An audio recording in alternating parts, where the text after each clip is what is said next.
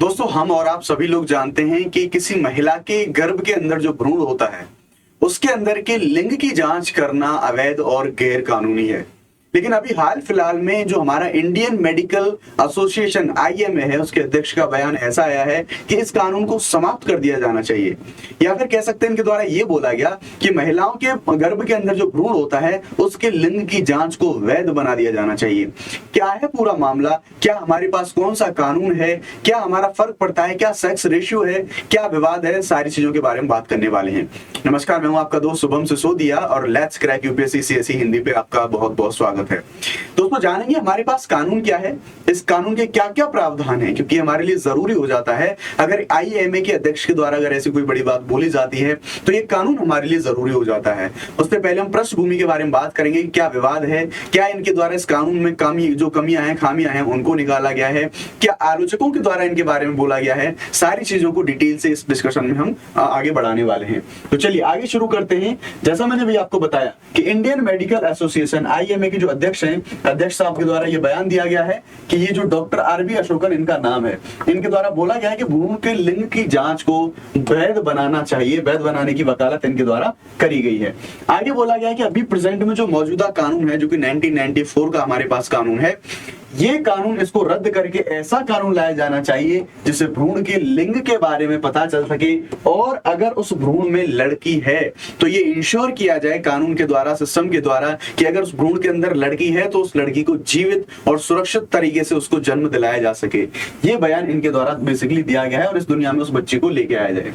IMA के अध्यक्ष ने यह भी कहा है कि प्री कॉन्सेप्शन और प्री नेटल डायग्नोस्टिक जो टेक्निक्स एक्ट है, ये डॉक्टरों को ही जिम्मेदार ठहराता है ऐसे गर्भ में जो जन्म पूर्व जो परीक्षण किए जाते हैं उनके। दरअसल इनके द्वारा जो डॉक्टर्स हैं उनको संरक्षण करने की, उनको बचाव करने की बात इनके द्वारा बोली गई है। इनके द्वारा जो बयान दिया गया है उसके अनुसार इस कानून को लागू हुए दशकों बीत चुके हैं। हमने देखा कि 1994 से हमारा ये कानून लागू है, तब से लेकर अब तक जो हमारा सेक्स रेशियो है, जो हमारा लिंगानुपात है, उसमें बहुत ज्यादा वृद्धि हमें देखने को नहीं मिली है। लगभग हम देखेंगे 943 अभी आज के टाइम पे है। ये कितने से ट्रांजिशन होके कितना आया है, इस डेटा के बारे में भी हम लोग बात कर रहे होंगे।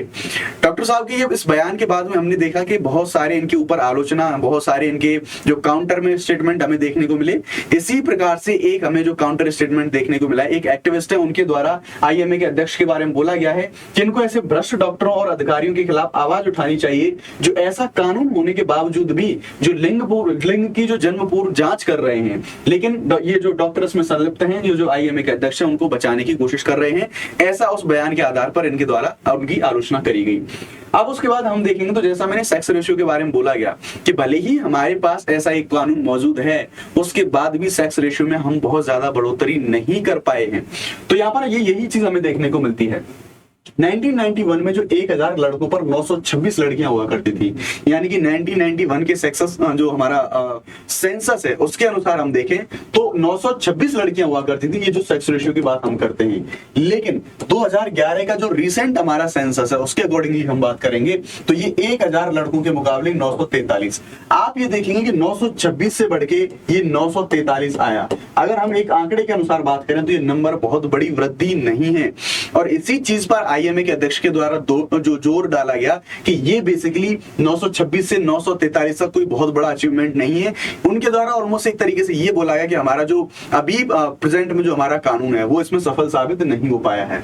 उसी प्रकार हम नेशनल फैमिली हेल्थ सर्वे 4 है, इसमें जहां प्रति 1000 पुरुषों की तुलना में 919 महिलाओं की बात करी गई है, और जो सर्वे 5 है, जो हमारा नेशनल फैमिली हेल्थ सर्वे है, उसकी संख्या 929 थी। और ये जो बेसिकली सेक्स रेशियो बताया जा रहा है 0 से 5 साल के तक के जो उम्र के बच्चे हैं उनके, यानी कि जो चाइल्ड सेक्स रेशियो है, उस चाइल्ड सेक्स रेशियो की बात जो डेटा है ये यहाँ पर दिया गया है। यही चीज इनके द्वारा बोलने की कोशिश करी जा रही है कि जो हमारे पास जो कानून है ये इस चीज को रोकने में पर्टिकुलरली सफल साबित नहीं हो पाया है।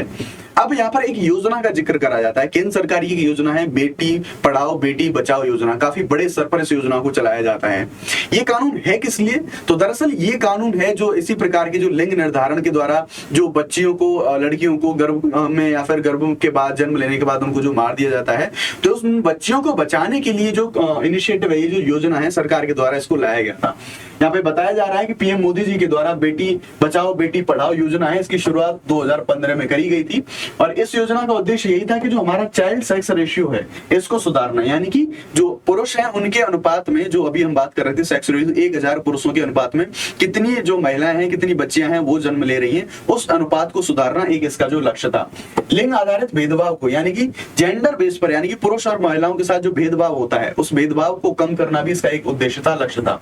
महिलाओं का सशक्त करना, यानी कि वुमेन एम्पावरमेंट, महिला सशक्तिकरण भी इसका एक उद्देश्य हमें ये देखने को मिलता है। शुरुआत में इस योजना के लिए बताया गया है कि शुरुआत में 100 करोड़ रुपए की फंडिंग करी गई थी इस योजना के लिए, और कालांतर में हम देखेंगे तो समय समय पर इसमें जो आर्थिक आवंटन है या फिर जो फंडिंग है इसकी, वो फंडिंग भी बढ़ती गई थी। लेकिन यहाँ पर एक चीज बोली जाएगी, यहाँ पे उनके द्वारा जो आईएमए के अध्यक्ष है उन्होंने ये चीज बताई कि ये जो लिंग निर्धारण या फिर लिंग जांच है ये जन्म से पहले, ये बेसिकली एक जो हम बात करेंगे तो ये एक ऐसा मामला नहीं है, ये कानून के द्वारा रोके जाने वाली चीज नहीं है, ये बेसिकली एक सामाजिक कुरीति के रूप में हम इसको देख सकते हैं कि जो समाज है उसके द्वारा जो महिलाओं के ऊपर एक दबाव होता है या फिर समाज में पुरुष या फिर लड़के की जो चाह होती है उसका पूरा मामला होता है, उसकी वजह से ये सारी चीजें हमें देखने को मिलती हैं। तो ये था पूरा इस स्कीम के बारे में। अब हम कुछ डेटा के बारे में बात करते हैं। यहाँ पर कुछ डेटा दिखाया गया है कि किस प्रकार से गवर्नमेंट के जो इनिशिएटिव हैं, इन इनिशिएटिव्स के बाद भी जो लड़कों और लड़कियों का जो अनुपात है, जो सेक्स रेशियो है, वो किस तरह से बढ़ा है। यहाँ पर पिछले 5 साल का डेटा यहाँ पर दिखाया गया है।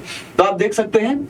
कर्नाटक में इंक्रीज हुआ है 910 से 978 तक, 903 से उत्तर प्रदेश में आया है 941 तक, राजस्थान में 887 से आया है 891, बहुत बड़ी कोई लगभग बराबर ही है, बहुत ज्यादा कुछ ऊपर नीचे नहीं है। पंजाब में 860 था, 860 से 893 हुआ। हरियाणा में 836 से, ये हमारा जो हरियाणा में आया है 836 से 893, और ये राजस्थान में था 891, 887 थे एग्जैक्टली ये। तो यहाँ पे हमें एक चीज ये देखने को मिलेगी कि किस तरह से कर्नाटक है, कर्नाटक में 910 से 978, यहाँ पर ये चीज भी इंगित करी गई है कि साउथ इंडिया में जो सेक्स रेशियो है, जो पिछले 5 साल के इनिशिएटिव है इनके माध्यम से या विभिन्न तरीकों के माध्यम से जो सेक्स रेशियो है, यहाँ पर हमें साउथ इंडिया में वृद्धि हमें देखने को मिली है। इस ग्राफ के माध्यम से इन चीजों को दर्शाने की कोशिश करी गई है और ये डेटा लिया गया है NFHS 4 और 5 का कंपैरिजन करा गया है कि किस तरह से चीजों में वृद्धि हमें देखने को मिल रही है। अब जिस कानून के बारे में आईएमए के अध्यक्ष साहब के द्वारा बोला गया है कि ये इसका कोई रिलीवेंस नहीं है, जो लिंग जांच है इसको वैध बना दिया जाना चाहिए, तो अभी प्रेजेंट में हमारे पास कौन सा कानून है उस कानून के बारे में बात कर लेते हैं। ये कानून क्या प्रावधान करता है और किस तरह से जो जन्म पूर्व लिंग निर्धारण की चीजें हैं उनको रोकने का काम करता है, क्या इसमें सजा है, क्या इसमें दंड है, सारी चीजों के बारे में हम बात कर लेते हैं। तो देखिए ये जो कानून है, इस कानून का पूरा प्रॉपर नाम है गर्भधारण पूर्व एवं प्रसव पूर्व निदान तकनीक लिंग चयन प्रतिषेध अधिनियम 1994 में ये आया था। ये बेसिकली 1994 में लागू हुआ था, जो भी मैंने बताया, और ये पूरे देश में प्रसव पूर्व लिंग निर्धारण की जो प्रथाएं हैं उन सारी प्रथाओं को समाप्त करने का एक महत्वपूर्ण उपकरण हमें देखने को मिलता है। इस कानून में यह भी बोला गया कि अगर कोई किसी प्रकार की प्रयोगशाला है, कोई लेबोरेटरी है, कोई केंद्र है या कोई सेंटर है या फिर कोई भी किसी प्रकार का कोई क्लिनिक है, तो भ्रूण के लिंग का निर्धारण करने के उद्देश्य से अगर इनका जो अल्ट्रासोनोग्राफी सहित कोई भी परीक्षण इनके द्वारा नहीं किया जाएगा। और अगर आपने हॉस्पिटल्स में विजिट किया होगा तो आपने हॉस्पिटल में देखा होगा कि हर हॉस्पिटल में आपको ऐसी चेतावनी के रूप में काफी सारे बोर्ड्स आपको लगे देखे मिल जाएंगे। कोई भी व्यक्ति जो प्रसव पूर्व गर्भधारण लिंग निर्धारण की सुविधाओं का विज्ञापन करेगा किसी भी प्रकार से, ये एडवर्टाइजमेंट किसी भी प्रकार से हो सकता है, लिखित में, बोलने के माध्यम से, एडवर्टाइज के माध्यम से, वीडियो के माध्यम से,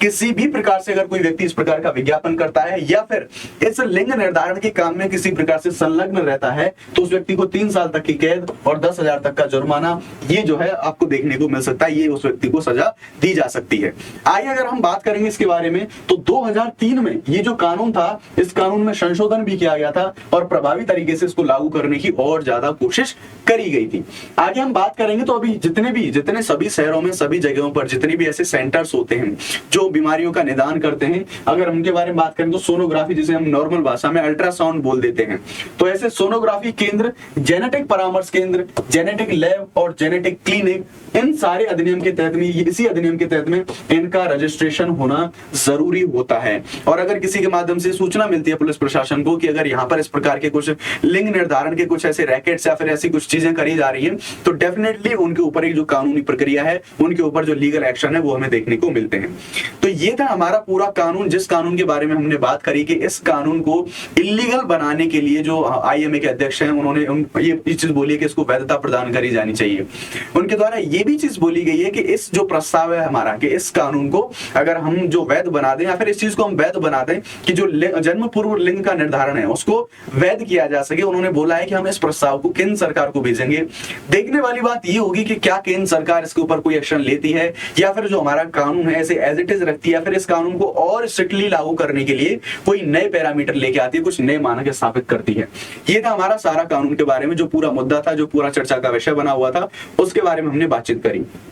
अब एक आपके लिए इंपॉर्टेंट जो इन्फॉर्मेशन है, ये जो इन्फॉर्मेशन आप देख सकते हैं, अगर आप यूपीएससी सीएससी एग्जाम में अपीयर होने वाले हैं 25, 26 या 27 में, तो ये जो अनअकैडमी का प्लस कोर्स है ये आपके लिए बहुत ज्यादा हेल्पफुल साबित हो सकता है। देखो, अगर ऐसे बैचेस के मैं आपको लाभ बेनिफिट्स के बारे में बताऊं तो 2023 वाले एग्जाम में 70 से ज्यादा सिलेक्शन हुए हैं हमारे इन्हीं बैचेस से। इसमें आपको complete GS, CSAT, test series सारी चीजें आपको एक ही जगह पर मिल जाती हैं, और उसके अलावा जो अनलिमिटेड एक्सेस है, यानी कि एक ही सब्सक्रिप्शन लेने पे आपको सारे कोर्सेज का एक्सेस मिल जाता है और अपने फ्री ऑफ कॉस्ट उनको अवेल कर सकते हैं। ये बेसिकली लिमिटेड ऑफर है, ये भी आपको 24,999 में आप इसे अवेल कर सकते हैं। आप इसे इतने प्राइस में तभी अवेल कर पाएंगे जब आप ये मेरा कोड यूज करेंगे, एंड द कोड इज शुभ50, SHUBH शुभ50। अगर आप ये कोड लगाएंगे तो आपको मैक्सिमम जो डिस्काउंट है वो मिल जाएगा, आप उसे अवेल कर पाएंगे। जो बैच इसमें देखेंगे आप, जो अनअकैडमी के बेस्ट एजुकेटर्स हैं वो आपको इसमें यहाँ पर देखने को मिल जाएंगे। अगर आप इस बैच में इंटरेस्टेड हो तो जो दिया गया नंबर है, इस दिए गए नंबर पर आप कॉल कर सकते हैं, सारी जानकारी प्राप्त कर सकते हैं। 1-2 और मेंटर जो है आपको वो भी मिलते हैं, बाई कॉल आप मेंटर से जो गाइडेंस है वो ले सकते हैं। PPT, PDF, evaluation, mains, series सारी चीजें आपको यहाँ पे मिल जाती हैं। तो ये था हमारा पूरा चर्चा का विषय, क्या था मुद्दा, किन चीजों पर बातचीत हो रही थी, क्या सारी चीजें बोली गई थी, ये था हमारा पूरा जो मुद्दा जो हमने डिस्कस किया। होपफुली पूरा मुद्दा आपके समझ में आया होगा, कानून जो मैंने आपको समझाया ये आपको समझ में आया होगा। वीडियो अगर आपको अच्छा लगा तो प्लीज वीडियो को लाइक जरूर करें और चैनल को सब्सक्राइब भी कर दें। थैंक यू वेरी मच, जय हिंद, bye bye, let's crack it.